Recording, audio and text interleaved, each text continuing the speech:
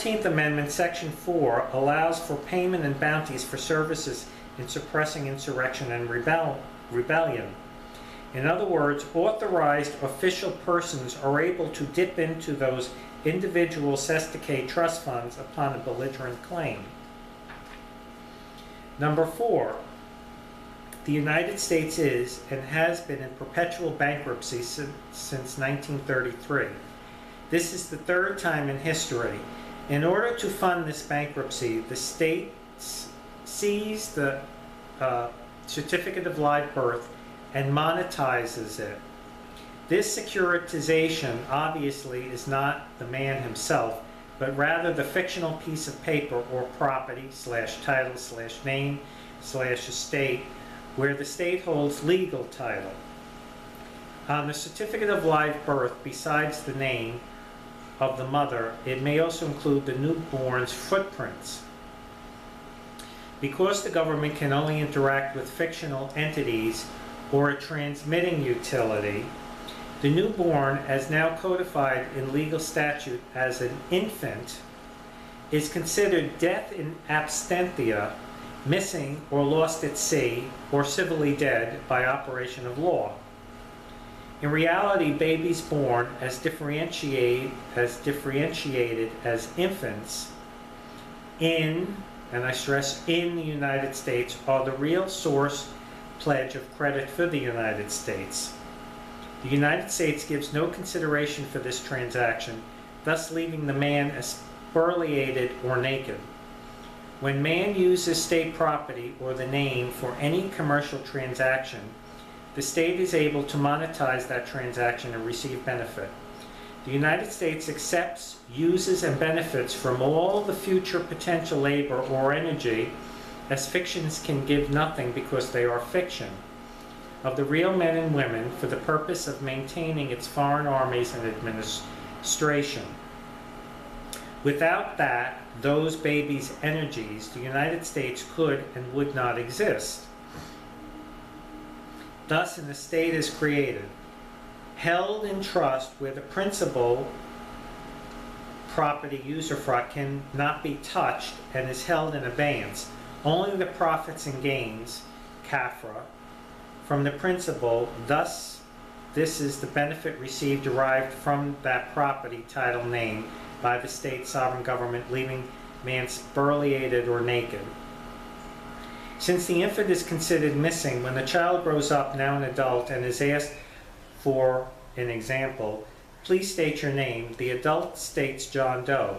Since the state presumes death in absentia, it too assumes that this adult, by operation law, is the executor, trustee, or administrator of that estate, since the infant has not been found. Again, this is a legal presumption, which I went over before. The one claiming this infant must have some knowledge of the whereabouts, or why else would this adult be making such a claim? Again, by some operation of law. Ignorance of the law is no excuse. Number 5, the state is the trustee of its property, the name. The United States is the beneficiary of the name. The state has seized, confiscated, converted, received, accepted, and benefit from the property belonging to another, in parentheses, man as source or force, future labor, energy, something that is real, man's dominion, natural rights, and parentheses. The property of which is vested in another, and to draw from the same all profit, utility, and advantage which it may produce, provided it be without altering the substance of the thing. The state, as usufructuary, has the duty, 1, to make an inventory of the things subject to the usufruct in the presence of those having an interest in them. 2, to give security for their restitution when the usufruct shall be at an end. 3, to take good care of the things subject to the usufruct. 4, to pay all taxes and claims which arise from the thing, property, original title, certificate of live birth, is in its possession as ground rent. 5, to keep the thing in repair at its own expense. Every transaction man does using that name or title, property owned by the state, can only be for the benefit of the state. This can only leave man as naked or spoliated. As stated in Senate Doc number 43, page 9, second paragraph, April 1933. This is a quote. The ultimate ownership of all property is in the state. Individual so-called ownership is only by virtue of the government. For example, law, amounting to mere user, and use must be in accordance with law and subordinate to the necessities of the state. Wow.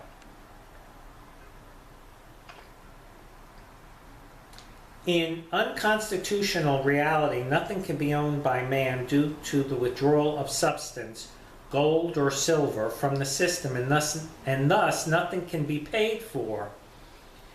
Now only discharged through further debt. The system uses private internal script called Federal Reserve notes or debt notes, worthless securities, to be used only internally by the government and its personnel, including persons and other fictions. These debt notes or public debt may not be questioned as to their validity as debt instruments, since by law these are backed by the full faith and credit of the United States. And who's backing the United States? The people. In Lewis versus United States, the United States Court of Appeals for the Ninth Circuit stated, the reserve banks are not federal instrumentalities for the purpose of the FTCA, or it stands for Federal Tort Claims Act, but are independent, privately owned, and locally controlled corporations. Number 6, the United States purchased from the state of birth the title, name, property of that infant, approximately 2 million, Social Security Act 1935, Title 5, Part 1, Section 502, allotments to states. And it goes on to say under Section 502, out of the sums appropriated pursuant to Section 501 for each fiscal year, the Secretary of Labor shall allot to each state 20,000 and such part of 1,800,000 as he finds that the number of live births in such state bore to the total number of live births, blah, blah, blah, blah, blah. And you can look that up. The beneficial use of the name is realized by the state as equity presumes bargain, not gift. Therefore, the United States purchased an interest in the infant under UCC 8-303, protected purchaser. A. Protected purchaser means a purchaser of a certified or uncertified security, which is a birth certificate, or of an interest therein, who, 1, gives value, 2, does not have notice of any adverse claim to the security, 3, obtains control of the confiscated or uncertified security, uncertificated security, and B, in addition to acquiring the rights of a purchaser, a protected purchaser also requires its interest in the security free of any adverse claim. I'm telling you, these people write these rules all for their benefit. The state remains legal title holder of the title name. The United States is now the protected purchaser and the equitable title holder of the name or property. When the man claims an interest in that property, he, the man, assumes the role of belligerent, making an adverse claim to property owned by another where he accepted, consents, agrees by operation of law to all the benefits as well as liabilities. See United States versus Pee Wee Coal, Inc. That's enough for today.